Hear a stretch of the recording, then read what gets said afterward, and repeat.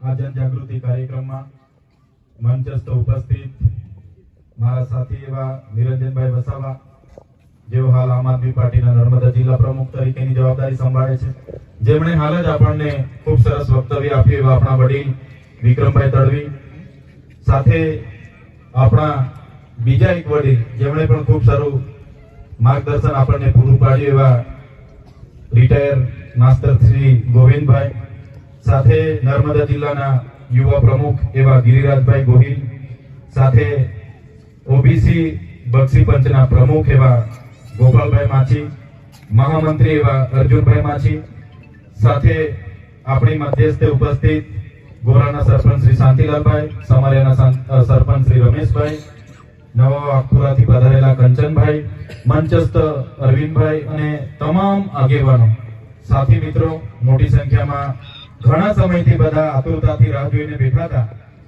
અમારે ડેડિયાપાડા પણ એક કાર્યક્રમ હતો એટલે મોડા પડ્યા છતાં તમારો બધાનો ઉત્સાહ ઉમંગ જોઈને અમને પણ બે વાત કરવાની તક સારી મળી છે. ત્યારે અહીં ઉપસ્થિત તમામ મંચસ્થ સામે બેઠેલા વડીલો, યુવાનો, માતા બહેનો, ભૂલકાઓ બધા માટે આપણે એકવાર જોરદાર તાળીઓ પાડી લઈએ.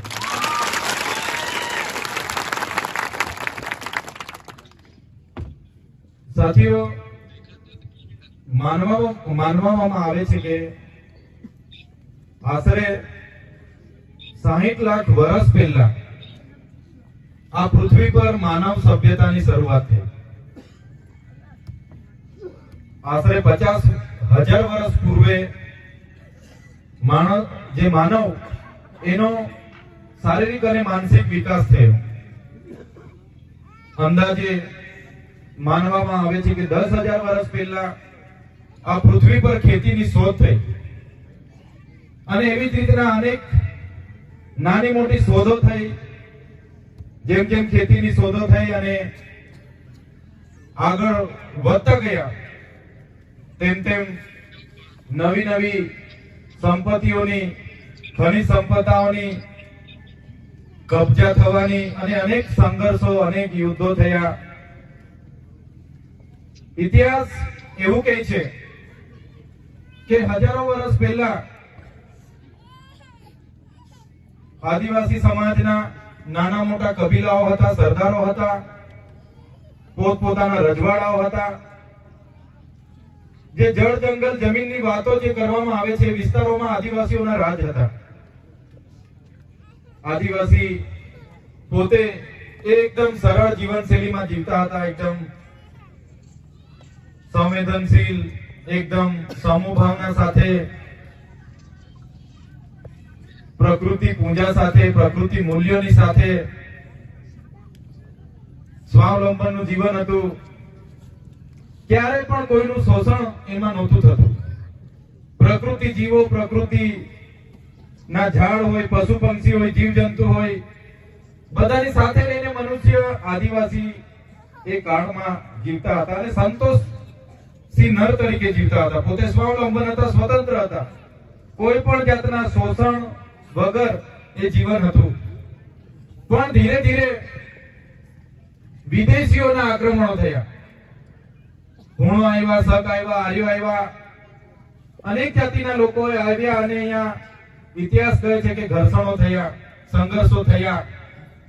અને એ સંઘર્ષો થયા બાદ જે પ્રકૃતિ સાથે જીવનારો આદિવાસી સમાજ હતો એને સંઘર્ષો દરમિયાન પોતાની પ્રકૃતિ સાથે, પોતાની સંસ્કૃતિ સાથે અને પોતાના સમાજ સાથે વિસ્થાપિત થવું પડ્યું. સમાજની નાતા સાથે છિન્ન ભિન્ન થઈ ગયા. જંગલોમાં પોતપોતાના પરિવારો સાથે, કબીલાઓ સાથે રહેતા થયા અને અનેક સંઘર્ષો થયા. પછી તો આપ સૌ જાણો છો,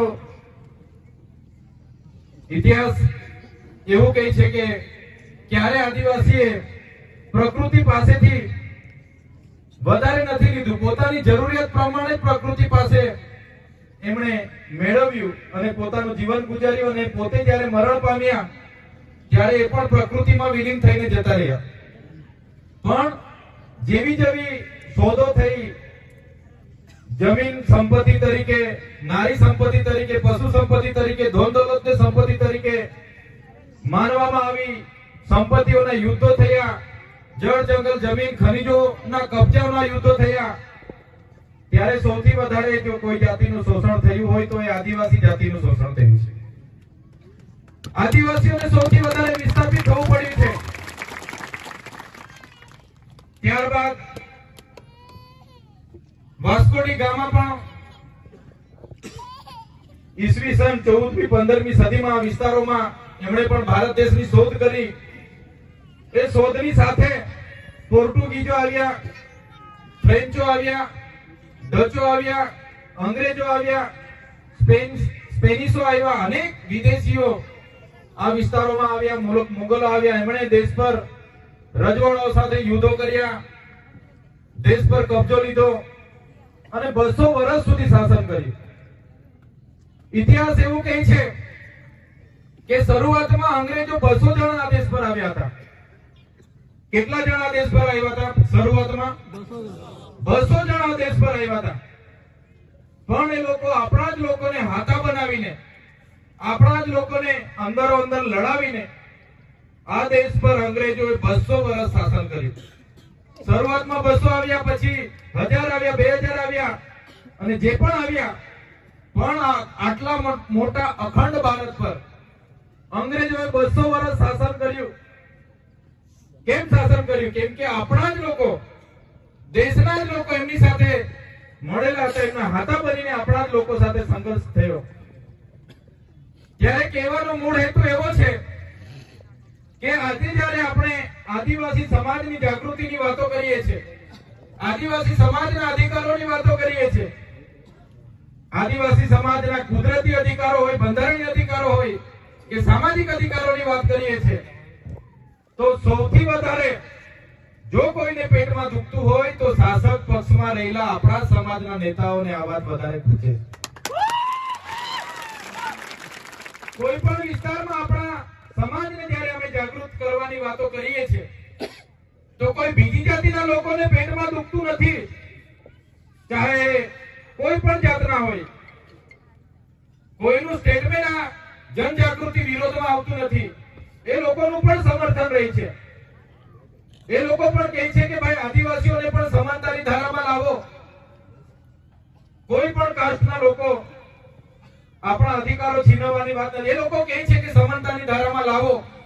પણ સૌથી વધારે જો પેટમાં આપણા જનજાગૃતિના કાર્યક્રમના લીધે કોઈને થતું હોય તો આપણા સમાજના લોકો જે વર્ષોથી સત્તા ભોગવે છે એમને ચિંતા છે કે કાલે ઉઠીને અમારી સત્તા જતી રહેશે, એટલા માટે એ લોકો આપણા વિરોધમાં આપણને ખોટા ચિતરવાની વાત કરે છે. આપણે સામાજિક અધિકારો માંગીએ છીએ, કુદરતી અધિકારો માંગીએ છીએ, બંધારણમાં આદિવાસીઓને મળેલા અધિકારો માંગીએ છીએ. ત્યારે એ લોકો કહે છે કે આ તો જાતિવાદી કરે છે, આ લોકો પ્રાંતવાદી છે, અલગતાવાદી છે, આ લોકો નક્સલવાદી છે, આ લોકો છેતરવાની કેળા છે. એ આપણા નેતાઓ જ આપણા લોકોને ભ્રમમાં નાખે છે. આ કોઈ છેતરવાની વાત નથી. જ્યારે અમે ધારાસભ્ય પણ નહોતા, અમારી પાસે કોઈ પદ પ્રતિષ્ઠા પણ નહોતી, ત્યારે સૌથી પહેલા જ્યારે આ વિસ્તારોમાં ફેન્સિંગ વાળાની કામગીરી ચાલતી હતી અને આપણી મા બેટીઓને કેવડિયામાં જ્યારે દંડાવાળી થતી હતી, ત્યારે કેવડિયાના લોકો સાથે સૌથી વધારે પહેલા જો કોઈ આવીને ઉભું રહ્યું હોય તો એ ચૈતરભાઈ વસાવા અમારી ટીમ છે. એના તાજના સાક્ષી શકુંતલાબેન છે, પૂછી જો. આથી 6-7 વર્ષ પહેલાની વાત છે. અમે તો ક્યારે કેવડિયામાં ચૂંટણી લડવા માટે નથી આવતા અને અમે ભવિષ્યમાં બી, હું કે મારો પરિવાર અહીંયા ચૂંટણી નથી લડવાનો, છતાં કેવડિયામાં મા બેટીઓ સાથે દંડાવાળી પોલીસ એમની એસઆરપી કરી રહી હતી. ત્યારે અહીંથી ચૂંટાયેલા શાસક પક્ષના કે કોઈ પણ વિપક્ષના એક પણ નેતા આપણા કેવડિયાના પ્રજાની વચ્ચે આવીને ઉભા નથી રહ્યા. ત્યારે અમે કેવડિયાથી 26 કિલોમીટર પદયાત્રા લઈને કલેક્ટર કચેરીએ ગયા હતા અને કલેક્ટરને ચીમકી આપી હતી કે અમારા કેવડિયાવાળા એકલા નથી. જે દિવસે અમારા કેવડિયાવાળાને હવે પછી જો તમે હેરાન કરશો તે દિવસે આખા દેશના આદિવાસીઓને અમે ભેગા કરીશું અને આ અમારી કેવડિયાની ચીમકી હતી. તમે આજે પણ YouTube પર સર્ચ કરીને જોઈ શકો છો. કલેક્ટર કચેરીનું સામેનું મારું ભાષણ તમે જોઈ શકો છો. એ સમય હતો જાન્યુઆરીની 2019 નો સમય હતો. 28 જાન્યુઆરી 2019 નો એ સમય હતો અને 2 ને 3 દિવસે પહેલી કે બીજી જાન્યુઆરીએ મને પાછા કરવામાં આવ્યા હતા. સાથીઓ, મારે કોઈ 2 નંબરના ધંધા નથી કે મારે કોઈ સાથે જમીનના ઝઘડા નથી. છતાંય કેવડિયાના આંદોલનના ખાતર મને પાછા કરવામાં આવ્યા અને 94 દિવસ રાજકોટ જેલમાં મને રાખવામાં આવ્યો હતો. 94 દિવસ અને એવી પરિસ્થિતિમાં રાખવામાં આવ્યા હતા કે આ વિસ્તારના લોકો એવું કહેતા હતા, અમારા ડેડિયાપાડા હોય કે કેવડિયા હોય કે રાજપીપળા હોય, પોલીસ વિભાગના લોકો કહેતા હતા, અમારા લોકો મને કહેતા હતા, મારા પરિવારના લોકો પણ કહેતા હતા કે હવે આપણે જેલ નથી બેઠવું, આપણે લોકો માટે લડીએ છીએ તો આપણે બેઠવું પડે છે, પણ હવે આપણે બધા રાજનીતિ નથી કરવી, તમે બધું છોડી દો, આપણા પરિવાર સાથે શાંતિથી જીવીએ. છતાં ચૈતરભાઈ વસાવાએ જેલમાંથી આવીને પણ કેવડિયાના લોકોની લડત નથી છોડી અને કેવડિયા લોકો સાથે ફરી પણ કેવડિયાના લોકોને અમે આવીને મળ્યા હતા. શકુંતલાબેનના ઘરે અમે બધા ભેગા થયા અને ચર્ચા કરી કે તમારી સાથે જ છે, અમે જેલો કરશે, અમે ડરવાના નથી. ફરી અમે 2020 માં જ્યારે એસઓયુ સત્તામંડળ બન્યું ત્યારે એક પણ ધારાસભ્ય, તે સમયના એક પણ ધારાસભ્ય નાંદોદના હોય, ડેડિયાપાડાના હોય કે છોટાઉદેપુરના હોય, 27 આદિવાસી ધારાસભ્યમાંથી એક પણ ધારાસભ્ય કેવડિયા સત્તામંડળના વિરોધમાં બોલ્યો નથી. માત્ર જિગ્નેશભાઈ મેવાણી બોલ્યા હતા. એ આજે પણ મને યાદ છે. સત્તામંડળનો જ્યારે કાયદો પસાર થયો, એક પણ આદિવાસી ધારાસભ્ય વિધાનસભામાં બોલ્યો નથી. મિત્રો, આ સત્તામંડળ કાલે ધારે છે કે અમારે હજુ 10 કિલોમીટર ઝરવાણી સુધી લેવું છે તો સત્તામંડળમાં ઝરવાણીને પણ લઈ શકે છે. આજે 6 ગામને સત્તામંડળમાં લીધા છે. 6 ગામનો પાવર ખતમ થઈ ગયો, સરપંચનો પાવર પૂરો થઈ ગયો. જ્યાં કોઈ ગામ સભા નથી મળતી, સત્તામંડળ નક્કી કરે ફાઇનલ, સરપંચનું સત્તાનું કંઈ ચાલતું નથી. જો આ સત્તામંડળ આવનારા દિવસોમાં નક્કી કરશે કે આપણે સાપુતારાથી લઈને સ્ટેચ્યુ ઓફ યુનિટીનો રોડ આ વિસ્તારમાં આવે છે, ઝરવાણીને પણ આપણે ડેવલપ કરી લઈએ, એને પણ સત્તામંડળમાં લઈ લઈએ, તો તે દિવસે પણ આ લોકો ધારશે તો ઝરવાણીને પણ સત્તામંડળમાં લેશે. તે દિવસે આપણો સરપંચ પણ આપણો નહીં હશે, આ વિસ્તારનો તાલુકા સભ્ય પણ નહીં હશે, કોઈની ગામ સભા પણ આ વિસ્તારમાં ચાલશે. એવો સત્તામંડળનો કાયદો છે. આપણા બધા પાવર એમાં છીનવાઈ જાય છે. એટલે અમે લડતા હતા. 2020-21 માં અમે એ સત્તામંડળના કાયદાના વિરોધમાં કેવડિયા ખાતે અમે ધરણા પ્રદર્શન આંદોલન અમે ચાલુ કર્યું હતું. હેલિપેડનું ગ્રાઉન્ડ હતું. અમે 2-3 હજાર લોકો ત્યાં ધરણા પર આવા તાપમાં બેઠા હતા. આજે પણ મારા કેવડિયાના સાથી મિત્રો, મારા શકુંતલાબેન થી માંડીને બધાને ખબર છે, એ રદ કરવા માટે અમે લડતા હતા. એક પણ ધારાસભ્ય ગુજરાતનો અમારા સહકારમાં નથી આવ્યો. 70 લોકો પર અમારા પર ત્યારે પણ ફરિયાદ થયેલી, અમને બધાને જેલમાં નાખ્યા હતા, અમારી ગાડીઓ નાખી દીધી હતી, અમારો મંડપ, અમારા પડદા. ત્યારે પણ અમે કીધું તું તમારે જેટલી વખત જેલમાં નાખવા હોય તેટલી વખત નાખજો, અમે કેવડિયાને જનતા માટે જ્યાં પણ અન્યાય થશે અમે લડીશું, અમારી તમારે જેલોથી અમે ક્યારે ડરવાના નથી. સાથીઓ, જ્યારે આવા અન્યાયો થાય છે ત્યારે અમને દુઃખ થાય છે. નર્મદા ડેમની જ્યારે દેશને જરૂર પડી ત્યારે આપણા આખા ગામડા એમાં આપણે વિસ્થાપિત થયા છે. આપણા પરિવાર સાથે વિખૂટા પડી, આપણી પ્રકૃતિ સાથેનો નાતો તૂટી ગયો, આપણી સંસ્કૃતિ તૂટી ગઈ, સમાજ સાથે આપણે વિખૂટા પડ્યા અને આપણા સાથેના લોકો કેટલા વિસ્થાપિત થઈને નવા વસાહતોમાં જતા રહ્યા. આજે પણ એમના અધિકારો એમને નથી મળ્યા. એમણે કીધું તું પરિવારમાંથી એક જણને સરકારી નોકરી આપીશું, સિંચાઈ પિયત વાળી ખેતીની જમીન આપીશું, નર્મદાની વીજળી મફત આપીશું. આજે પણ એ લોકોની માંગ નથી પૂરી થઈ. આજે પણ એ લોકોના ગામોમાં સ્મશાનની જગ્યા નથી, એ લોકોની ગામમાં આજે આંગણવાડી નથી, એ લોકોના ગામમાં આજે પણ શાળા નથી, ગોચર નથી. એવી પરિસ્થિતિ અહીંથી વિસ્થાપિત થયેલા લોકોની છે. એટલા માટે અમને દુઃખ થાય છે. નર્મદાનો ડેમ બન્યો, પાણી તમે કચ્છ સુધી લઈ જાઓ તો અમને વાંધો નથી, તમે પૂરા દેશમાં લઈ જાઓ, બધાને આપો, અમને કોઈ જ વાંધો નથી, બધાને આપો. પણ જે આદિવાસી સમાજે પોતાના ગામો અહીંયાથી વિસ્થાપિત કર્યા, પોતાની જમીન એમાં ડૂબી ગઈ, એ લોકોને આજે પણ પીવાના પાણીના ફાફા કરવા પડે એ વાત સાથે અમે સહમત નથી. એટલે આવનારા દિવસોમાં આપણે બધાએ જાગૃત થવું પડશે. આપણે તળાવ રાખવા બેઠા છે અને તરસ્યા મરીએ છીએ એવી વાત અહીંયા ઊભી થાય છે.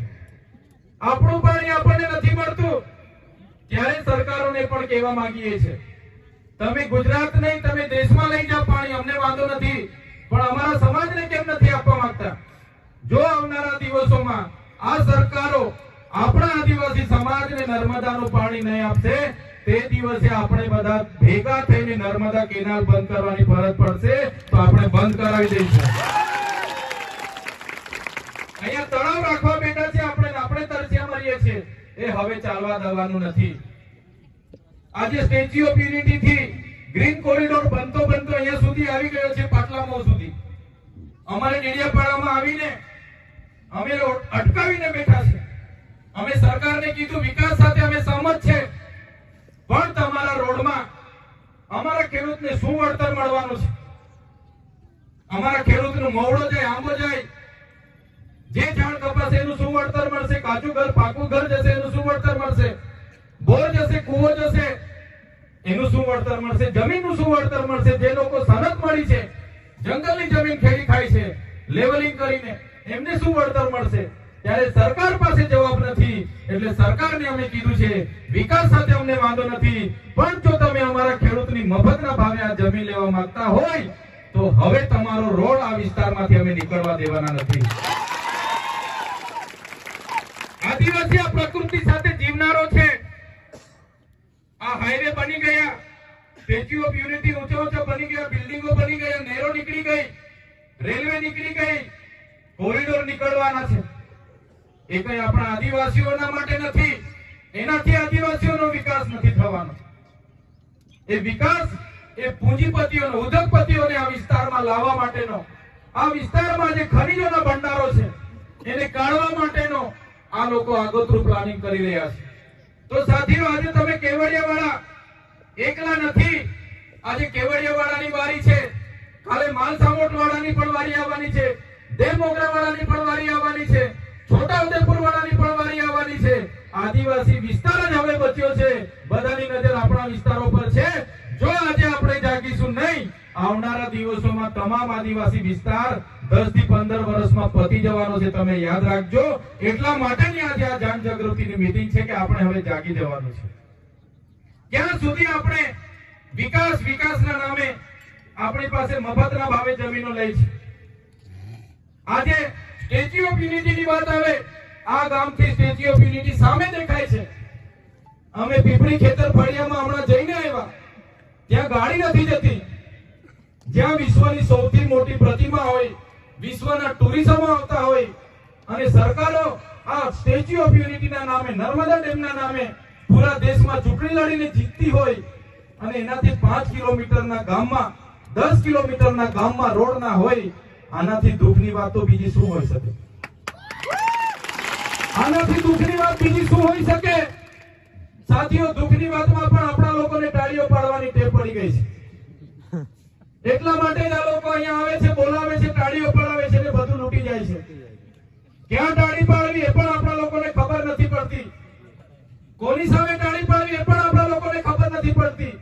એટલે અમને દુઃખ થાય છે.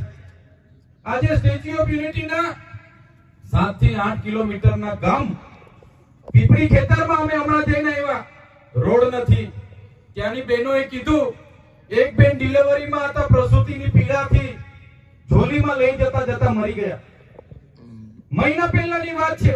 અહીંથી 10 કિલોમીટર ચાપડ ગામમાં આ તાલુકાનું ગામ છે, જ્યાં વિશ્વની સૌથી ઊંચી પ્રતિમા છે. એ ચાપડ ગામની મહિલાને પ્રસૂતિની પીડા ઉપડી. એમ્બ્યુલન્સ રોડમાં હોવાના કારણે ત્યાં નહીં આવી પહોંચી. ગામના યુવાનો ઝોલીમાં નાખીને નીકળ્યા. 5 થી 7 કિલોમીટર ચાલીને જવાનું હતું. રસ્તે ડિલિવરી થઈ ગઈ, બાળકને જન્મ આપ્યો. પ્રકૃતિની દયાથી બેન બચી ગયા.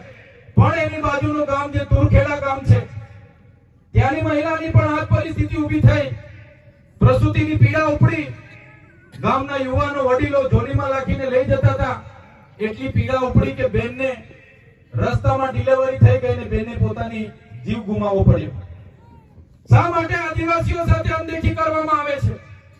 મોટી મોટી સમાનતાની વાતો થાય છે, પણ વરવી વાસ્તવિકતા એવી છે કે દેશના આઝાદીના 78 વર્ષ પછી પણ અમારી જમીનો સંપાદન થઈ, એનું વળતર નથી મળ્યું, વિસ્થાપિતોને એની માંગો નથી પૂરી થઈ. આ વિસ્તારોમાં શિક્ષકો માટે અમારે આંદોલનો કરવા પડે, રોડો માટે અમારે આંદોલનો કરવા પડે, સ્કૂલો માટે અમારે આંદોલનો કરવા પડે, યુવાનોના રોજગારી માટે આંદોલનો કરવા પડે, જંગલની જમીનો માટે અમારે આંદોલનો કરવા પડે, નર્મદાના પાણી માટે અમારે આંદોલનો કરવા પડે. તો આ સરકારોને હવે કહેવા માંગીએ છીએ, નર્મદામાં અમે જમીનો આપી, કરજણમાં અમે જમીનો આપી, ઉકાઈમાં અમે જમીનો આપી, કડાળામાં અમે જમીનો આપી, રોડોમાં અમે જમીનો આપી, નેરોમાં અમે જમીનો આપી, હાઈ ટેન્શન લાઈનોમાં અમે જમીનો આપી, જીઆઈડીસીઓમાં જમીનો આપી, જીએમડીસીઓમાં જમીનો આપી, સરકારી ભવનો બનાવવામાં જમીનો આપી, છતાં અમારો વિકાસ નથી થતો. તો સરકારોને કહીએ છીએ, જો તમે અમારો વિકાસ કરવા નહીં માંગશો તો આવનારા દિવસોમાં દેશનું 29મું રાજ્ય ભીલ પ્રદેશ અમે બનાવવા જઈ રહેલા છે, એની રાજધાની અમે કેવડિયા બનાવી છે. અમને અલગ 29મું રાજ્ય અમારું સ્વતંત્ર આપી દો, એની રાજધાની અમે કેવડિયા બનાવીશું. અમારી પાસે આટલું બધું પાણી છે, એની રોયલ્ટી છે, વીજળી ઉત્પન્ન થાય છે, એની રોયલ્ટી આવે છે. અમારે ત્યાં લિગ્નાઇટની ખાણો છે, રેતીની ખાણો છે, યુરેનિયમની ખાણો છે. અમારે ત્યાં ભૂગર્ભમાં એટલા બધા ખનીજો છે, જળ છે, જંગલ છે, જમીનો છે. અમને અલગ સ્વતંત્ર આદિવાસીઓનું સ્વાયત્ત રાજ, અમને અલગ ભીલ પ્રદેશ રાજ્ય આપો, અમે અમારો વિકાસ કરી લઈશું. હવે તમારા ભીખની અમને જરૂર નથી. ક્યાં સુધી અમે, અમારા સાથી મિત્ર નિરંજનભાઈએ કીધું, ક્યાં સુધી અમે આંદોલનો કરીશું, ક્યાં સુધી અમે ધરણાઓ કરીશું, ક્યાં સુધી અમારા જમીનોના વળતરો માટે ભીખ માંગીશું, ક્યાં સુધી લડેંગે જીતેંગે, ક્યાં સુધી જિંદાબાદ મુર્દાબાદ કરતા રહીશું. એટલે હવે જે પણ અમારી બાપ દાદાએ જિંદગી લડેંગે કહ્યું હશે, અમારા બાપ દાદાએ જે પણ ધરણા પ્રદર્શન કર્યા હશે, અમે હવે યુવાનો તૈયાર નથી. હવે સરકારને અમે સીધી ને સરળ ભાષામાં કહેવા માંગીએ છીએ, દેશનું 29મું રાજ્ય અમને ભીલ પ્રદેશ આપી દો, અમે અમારો વિકાસ કરી લઈશું. એની રાજધાની અમે કેવડિયા બનાવવા જઈ રહેલા છે અને અમારા સમગ્ર આદિવાસી સમાજનો અમે વિકાસ કરી લઈશું. આજે આપણે તમે જોઈ લો, દેશમાં 8% આદિવાસી વસ્તી છે, ગુજરાતમાં 15% આપણી વસ્તી છે, છતાં નિર્ણાયક ભૂમિકામાં આદિવાસી નથી. બજેટ તૈયાર થાય છે, એમાં આપણા લોકો નથી, સચિવાલયમાં આપણા લોકો નથી, કલેક્ટર હોય, એસપી હોય, એમાં આપણા લોકો નથી, આજે યુનિવર્સિટીઓના કુલપતિ આપણા લોકો નથી, ન્યાય પ્રણાલિકાઓમાં આપણા લોકો નથી. જ્યાં પણ નિર્ણય લેવાનો હોય છે ત્યાં આપણા લોકોને સાઈડ પર કરવામાં આવ્યા છે. કરોડો અબજોના બજેટો બની જાય છે, પણ ગેર આદિવાસી લોકો એ બજેટો સગે વગે કરવા અને મંત્રીઓના હાથા બનાવીને, અહીંના ધારાસભ્યોને હાથા બનાવીને, સાંસદોને હાથા બનાવીને અહીંની જમીનો આજે લૂંટાઈ રહી છે. આજે 73 એની જમીનો કેવડિયામાં કલેક્ટરોએ શ્રી સરકાર કરીને એમના મળતિયાઓને આપી દીધી. એક પણ નેતા બોલવા માટે તૈયાર નથી. ઊંચા ઊંચા ભવનો બની ગયા, બિલ્ડિંગો બની ગયા, એક પણ નેતા ખેડૂતો સાથે આવીને ઉભો રહેવા તૈયાર નથી. અહીંયા એટલી મોટી એજન્સીઓ બધી આવી, સફારી પાર્ક જેવા સફારી પાર્ક 200 કરોડના ટ્રાઇબલ બજેટથી બનાવવામાં આવ્યો અને રૂપિયાના ટોકનથી રિલાયન્સને આપી દેવામાં આવ્યો. એક પણ નેતા બોલવા તૈયાર નથી. શા માટે આદિવાસીઓને આટલો બધો અન્યાય થાય છે? શા માટે? દેશના આઝાદીમાં અમે કહીએ છીએ, આઝાદીમાં આદિવાસી સાથે કેમ અન્યાય? જ્યારે અમે આદિવાસીઓ માટે બોલીએ છીએ ત્યારે કેટલાક નેતાઓ અમને જાતિવાદીમાં ખપાવે છે, કેટલાક અલગતાવાદીમાં, પ્રાંતવાદીમાં, વિકાસ વિરોધીમાં, નક્સલવાદીઓમાં અમને ચિતરે છે.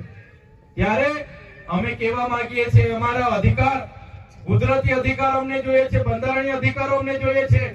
આ વિસ્તારોમાં આજ દિન સુધી અનુસૂચિત 5 લાગુ નથી થઈ, પૈસા 1 લાગુ નથી થયા. શા માટે? તો 73 એના અમારા કાયદાનું ઉલ્લંઘન કરવામાં આવે છે. બંધારણમાં જે પણ માનવતાવાદી કાયદાઓ બનાવવામાં આવ્યા છે એનું અધિકારીઓ દ્વારા અર્થઘટન કરીને ખોટું અર્થઘટન કરીને ઉલ્લંઘન કરવામાં આવે છે. ત્યારે અમારે હવે આ બધું સહેવાનું અમે સહેવાના નથી. જે રીતે તેલુગુ લોકોને તેલંગાણા મળ્યું છે, મરાઠાઓને મહારાષ્ટ્ર મળ્યું છે, ગુજરાતીઓને ગુજરાત મળ્યું છે, પંજાબીઓને પંજાબ આપવામાં આવ્યું, નાગા લોકોને નાગાલેન્ડ આપવામાં આવ્યું, ઝારખંડ બન્યું, છત્તીસગઢ બન્યું, ઉત્તરાખંડ બન્યું. એ જ રીતે આદિવાસીઓને અલગ ભીલ પ્રદેશ આપી દો, અમે અમારા આદિવાસીઓનો વિકાસ કરી લઈશું અને એમાં અમે ક્યારે કોઈને આ લડતમાં અમે કોઈને વિચારવાના નથી. ઘણીવાર કહેવામાં આવ્યું અમે કાલે આપી દઈએ પણ કઈ રીતના વિકાસ થશે? આટલી મોટી દેશમાં 80% ખનિજ સંપદાઓ આદિવાસી વિસ્તારોમાં છે, તો પણ આજે 80% આદિવાસી ગરીબ રેખાના નીચે જીવે છે. આજે દેશમાં નાના મોટા ડેમો હોય, ખનીજોની ખાણો હોય, કારખાના હોય, જીઆઈડીસી હોય, સરકારી આવાસો હોય, રોડ હોય, રસ્તા હોય, કોરિડોર હોય, નહેરો હોય કે રેલવે હોય, આજે દેશમાં 1,40,00,000 લોકો આદિવાસીઓને વિસ્થાપિત કરવામાં આવ્યા છે. આજે 1,40,00,000 આદિવાસી પોતાની જમીનોથી વિભિન્ન થઈ ગયેલો છે, પોતાની સંસ્કૃતિથી, પોતાની પ્રકૃતિથી ભિન્ન થઈ ગયેલો છે, પોતાના સમાજથી છિન્નભિન્ન થઈ ગયેલો છે. ત્યારે આજે આદિવાસી બેહાલ છે. આદિવાસી આજે કોઈ પણ જાતના બેહાલ બેસહારા થઈને આજે દેશમાં ફરી રહ્યો છે. ત્યારે સાથીઓ સ્વાભાવિકપણે આદિવાસીઓની ચિંતા અમારે કરવી પડે છે. આજે જે પરિસ્થિતિ આ વિસ્તારોમાં લોકો કરી ગયા છે, આવનારા દિવસોમાં સ્ટેચ્યુ ઓફ યુનિટીથી સાપુતારાનો કોરિડોર આવી રહ્યો છે, ત્યારે પણ આપણે જાગવાની જરૂર પડશે અને બધાએ સાથે રહીને આગળ વધવું પડશે. વધારે વિશેષ નથી અમે કહેતા, પણ આદિવાસી સમાજનો ઇતિહાસ ગૌરવશાળી છે. દેશની આઝાદીમાં આટલું મોટું યોગદાન આપ્યું, દેશના વિકાસમાં આટલું મોટું યોગદાન આપ્યું, પણ જ્યારે આટલી બધી આદિવાસીઓ સાથે અસમાનતા ભાવથી જોવામાં આવે છે ત્યારે દુઃખ સાથે અમારે કહેવું પડે છે. ત્યારે વધારે વિશેષ નથી કહેતા, સમય પણ ઘણો થયો છે, તમે પણ ઘણા સમયથી બેઠા છો, પણ જે પરિસ્થિતિ આપણી છે એમાંથી નીકળવા માટે આપણે બધાએ જાગવું પડશે. જે નેતાઓને આપણે ચૂંટીને મોકલીએ છીએ, ચાહે તાલુકા પંચાયતનો હોય, જિલ્લા પંચાયતનો હોય, ચાહે ધારાસભ્ય હોય કે સાંસદ સભ્ય હોય, એ આપણું પ્રતિનિધિત્વ ત્યાં વિધાનસભામાં કે સંસદ સભામાં કરતા નથી. એના કારણે જ આજે આપણે દુઃખી થયા છે. ત્યારે સાથીઓ, મૂળ વાત, આવનારા દિવસોમાં જે પણ ચૂંટણીઓ આવશે એ ચૂંટણીઓમાં તમારું પ્રતિનિધિત્વ કોણ કરી શકે છે, તમારા માટે કોણ ગ્રાઉન્ડ પર અને સદનમાં બોલી શકે છે, એવા નેતાને તમે પસંદ કરીને જ આવનારા ભવિષ્યમાં આગળ મોકલજો, તો જ આપણા બધાનો કંઈક નિવાડો આવશે એવું માનું છું. સાથે સાથે આજના કાર્યક્રમમાં અમને બધાને તમે લોકોએ આમંત્રિત કર્યા, અમારું સન્માન કર્યું, અમારા સ્વાગત કર્યા, અમને સાંભળ્યા, એ બદલ બધાનો આભાર માનીએ છીએ. સાથે સાથે બધાને ઉલગુલાલ, આપકી જય, સ્વકર્તા પિતૃ કી જય, બધાને જોહાર, પ્રકૃતિ કી જય, ભારત માતા કી જય. જય ભીલ પ્રદેશ સાથે વિનમું છું. બધાનો ખૂબ ખૂબ આભાર, ધન્યવાદ. જય આદિવાસી. ખૂબ ખૂબ આભાર. દરેક ભાઈઓ બહેનો શિસ્ત જાળવીશું.